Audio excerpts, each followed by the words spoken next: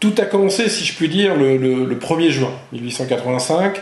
Béranger Saunière est un homme de 33 ans.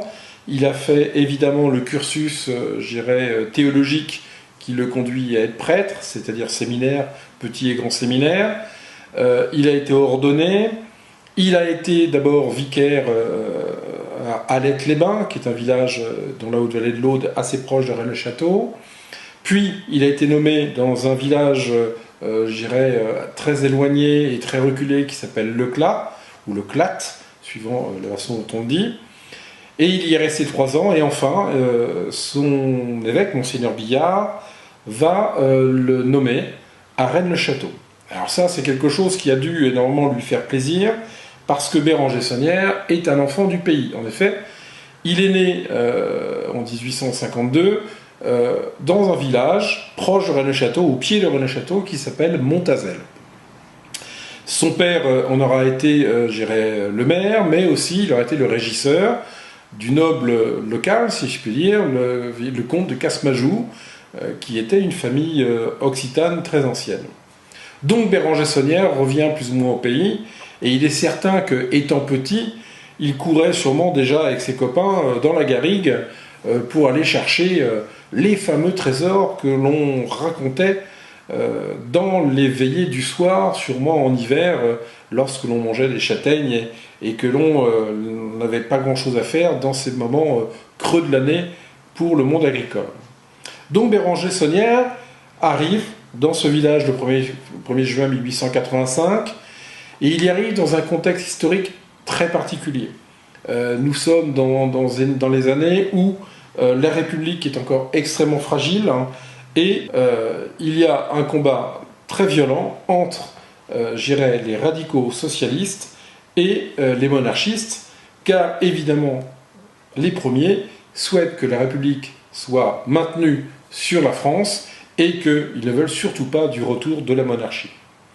Et notre jeune curé, Béranger Saunière, eh bien lui, il est donc, instruit de la religion, et pour lui, le seul état politique légitime qu'il soit, c'est celui qui est reconnu par Dieu, ou si vous préférez, eh bien, le roi de France. Donc Béranger Saunière est ce que l'on appelle un légitimiste, presque un monarchiste. Il est intransigeant dans sa foi. Ceux qui l'ont connu pourraient avoir comme référence Monseigneur Lefebvre des années 1970, quelqu'un qui ne rit pas avec la religion et qui ne rit pas avec les principes de la religion. Et ça, c'est extrêmement important à retenir, parce que vous verrez que dans nos études que nous mènerons au fur et à mesure du temps à travers ces vidéos, eh bien vous allez voir que Béranger Saunière va changer. Il va être totalement différent, il va être bousculé sûrement dans sa foi, et nous en reparlerons à ce moment-là. Quoi qu'il en soit, il arrive dans ce village, l'église est en piteux état, elle n'est pas entretenue, la foi recule dans ce village, et le voilà devant un édifice complètement délabré.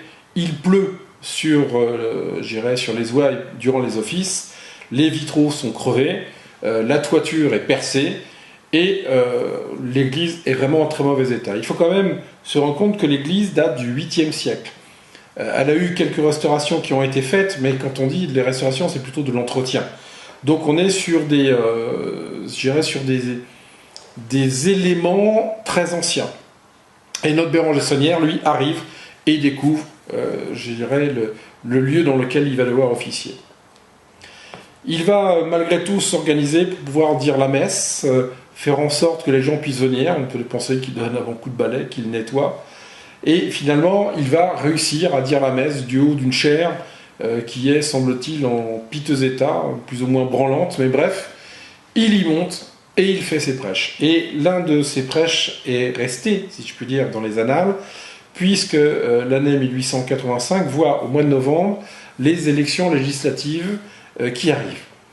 Et évidemment, par rapport à ce que nous avons dit tout à l'heure, les deux grands partis de l'époque, le parti légitimiste qui est piloté par la famille de Chambord et les radicaux socialistes, vont s'affronter d'une façon extrêmement forte et violente dans les urnes et dans les rues, et les électeurs ne vont pas manquer à se faire connaître les uns aux autres.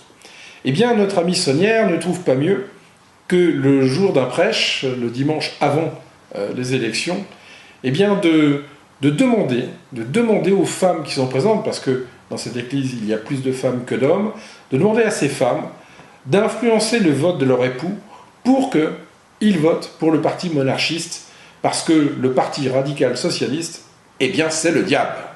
Et dans ces cas-là, il ne faut surtout pas que le diable soit au pouvoir. Ceci va provoquer un vrai scandale, puisque le maire de Rennes-le-Château décide de prendre sa plume et d'écrire au préfet en disant que le curé du village est sorti un peu de son devoir de réserve et qu'il a demandé aux électeurs, il a essayé d'influencer les électeurs dans leur choix pour les prochaines élections.